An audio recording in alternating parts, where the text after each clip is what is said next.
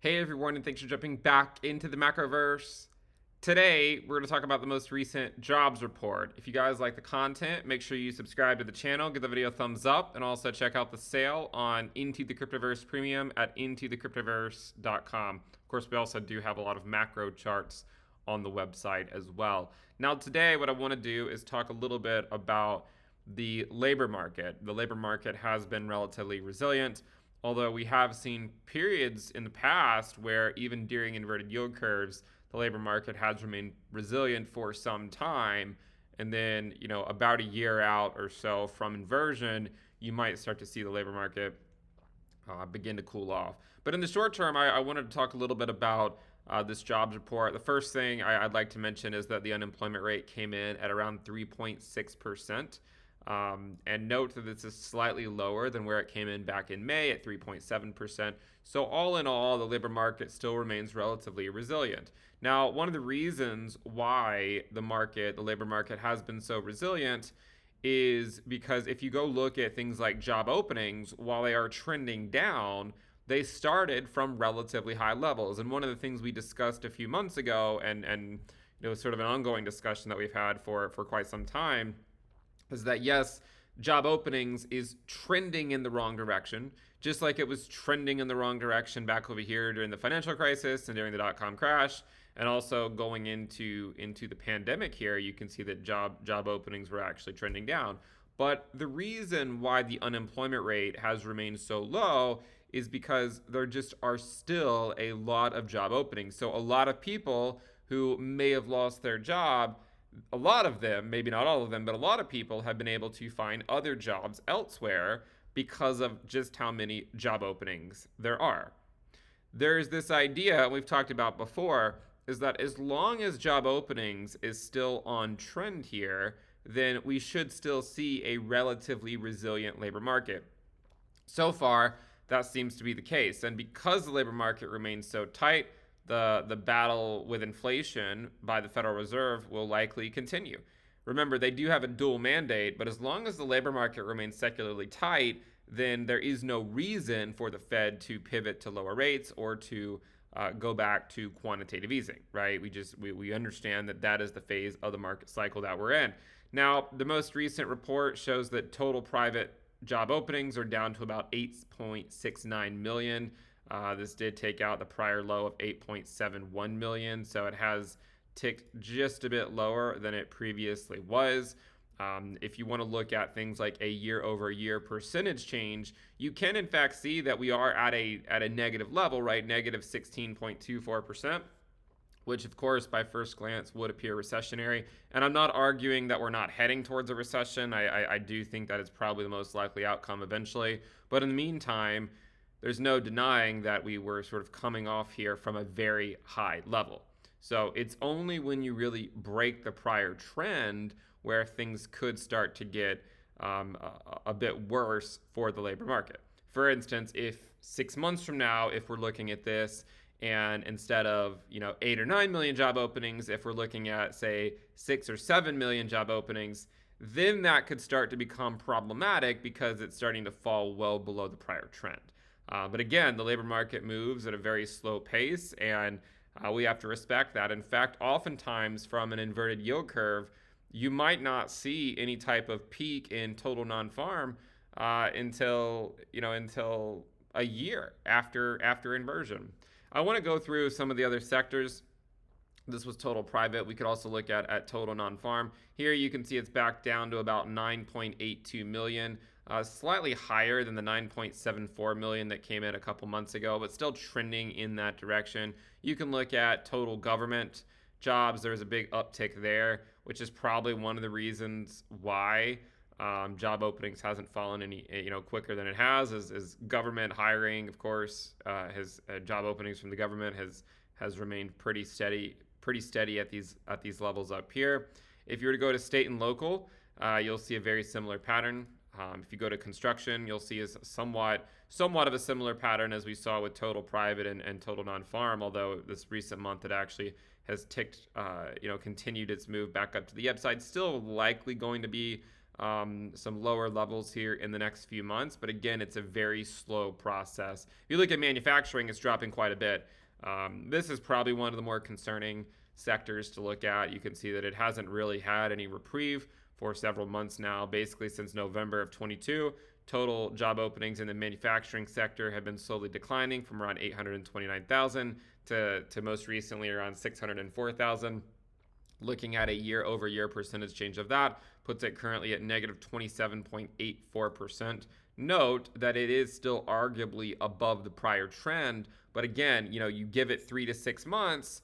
Are we still above the prior trend, or has this gone below the prior trend and starting to have a material effect on the labor market? If you go look at durable goods, you'll see that it looks somewhat similar to manufacturing, just more or less down only since late 2022. If you look at the non-durable goods sector, it's also been moving down relatively quickly, still arguably above the prior trend, maybe just now getting to the prior trend. So again, this is one of those things where if you're up here screaming recession just because you have 2 consecutive quarters of negative GDP, you might find yourself sort of off sides, right? Because there hasn't really been a material move in the labor market, right? I mean, no one's going to look at this period over here in the future and think of it as a recession, I imagine.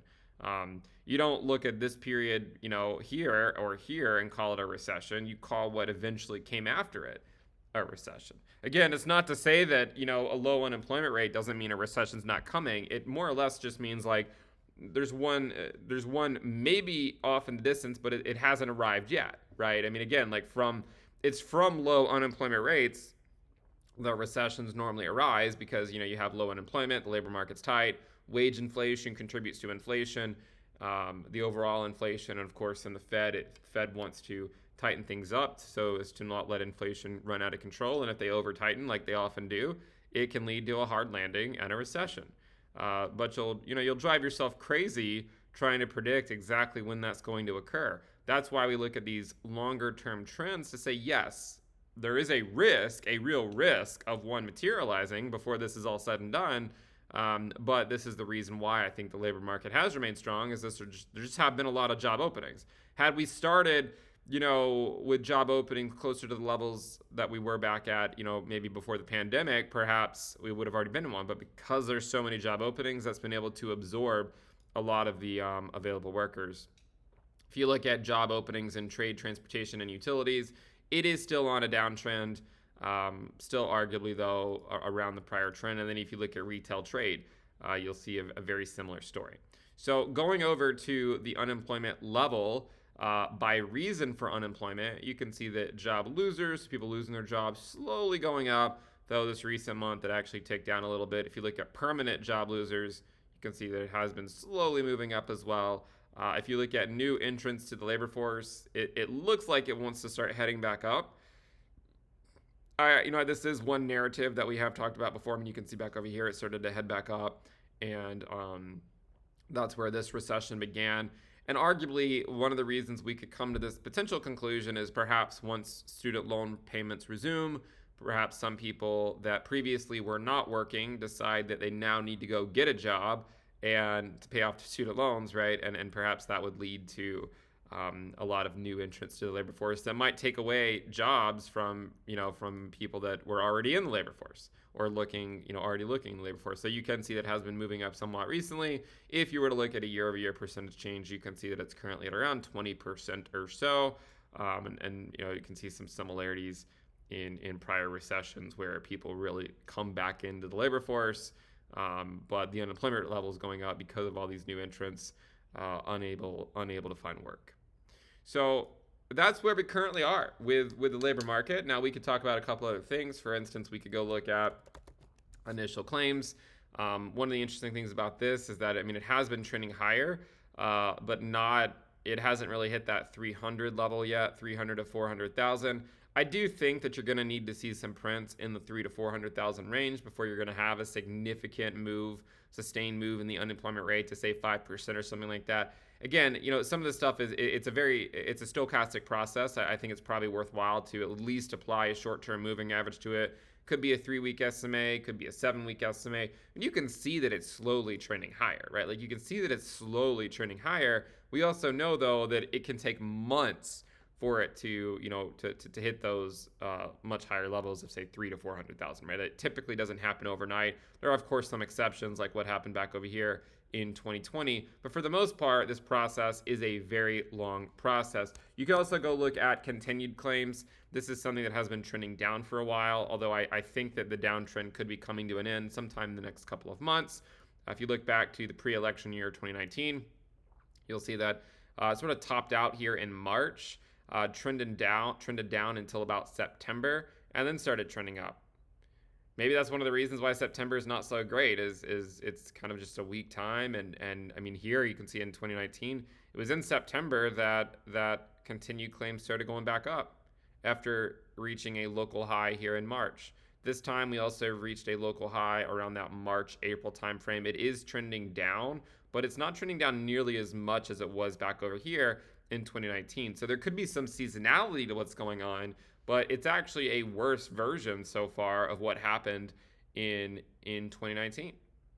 So that is something that I think we still have to contend with. And what happens when we fast forward here a couple months, if continued claims starts to go back up, that could also be a drag on the economy. But again, these things take a long time to play out. You shouldn't go out and think that the labor market just has to collapse tomorrow just because you can see it coming. Oftentimes markets won't even price in a recession until it's knocking on the door. And why shouldn't they? I mean, why should they? If the market were to price in a recession well before the labor market were to go, I mean, you could be waiting months or years before it actually happens. So I think that's probably one of the reasons. Again, you could also go look at initial claims or the unemployment rate versus claims and see, and let's just go ahead and hide continued claims for a second. I mean, you can see that initial claims tends to move before the unemployment rate does. And I mean, it has been moving before the unemployment rate has. And my speculation is that initial claims will slowly continue to go up as the months pass. Any given week, it's going to be all over. It's going to be stochastic. It could be a down week, could be an up week. But in general, I think we would expect this to slowly trend higher because we're still in a rate hiking cycle. We're still in a period of quantitative tightening where not only the Fed is lowering their balance sheet, but also central banks around the world are sort of removing liquidity from the system. And of course, this should create a drag on the overall economy. Remember, the stock market does not equal the economy. The stock market can do things different from what the economy is doing at any given time. But ultimately, if we do go into a recession based on a sustained move in initial claims and the unemployment rate, the market will, of course, likely price that in. It's just that oftentimes, a lot of times it's easy to sort of get ahead of yourself and to sort of speculate on what has to happen just because you can see it trending in that direction, even though if it hasn't actually materialized just yet. It's just like when you look at Treasury yield spreads on the spread between the 3-month and the 10-year. You can see it's normally upon inversion or uninversion where the recession actually occurs. You can see in the 1980s, there was a period we had a recession during the inversion process, and maybe that was because we had high inflation and we had a very hawkish Fed, and they weren't willing to pivot as soon as maybe they otherwise would have. But again, upon the inversion, you're not typically in a recession. It's upon the uninversion that you go into one. And you can see back here in 2006, we saw an inverted yield curve in July, or an inverted 3-month and 10-year, and then it wasn't until about a year and a half later that we actually entered into a recession. If you go look at the dot-com crash, we had an inversion in July as well. That was when first inversion really occurred, and we didn't really go into a recession until maybe about like 7 or 8 months later or so. Here, the 3-month inverted the 10-year back in October, and it's still very much inverted. And a lot of people might assume that this time is different just because this hasn't gone back up to the upside, or total non-farm has remained strong, the unemployment rate has remained strong. But normally, that's actually pretty normal. That's pretty normal for business cycles for it to play out in a very slow manner. And so you have to be careful, right? You have to be careful with the recession calls because this stuff can take quarters to ultimately play out. But anyways, we'll continue to keep you updated on the unemployment rate, on the labor market. By the way, if you're curious, I know I did a couple of videos previously or maybe one video on this smooth recession probabilities indicator. It takes into account the labor market. It takes into account some other things as well if you're curious. It's total non-farm index of industrial production, real personal income excluding transfer payments, and real manufacturing and trade sales. And as of May, the probability that we're in a recession is still less than 1%, right? 0.62%. Still relatively low. I mean, it has been trending higher, but until you see the labor market move, you're probably not going to really see this probability go up in a significant way. So it's a very long process. The stuff takes a long time to play out. Just please understand that the job openings have remained pretty high. And I think that's one of the reasons, probably the main reason, why the labor market has remained so resilient. If you guys like the content, make sure you subscribe to the channel, give the video a thumbs up, and again, check out the sale on Into the Cryptoverse Premium at intothecryptoverse.com. You can, of course, get access to these macro charts that we've been discussing in this video, as well as many other charts. See you guys next time. Bye.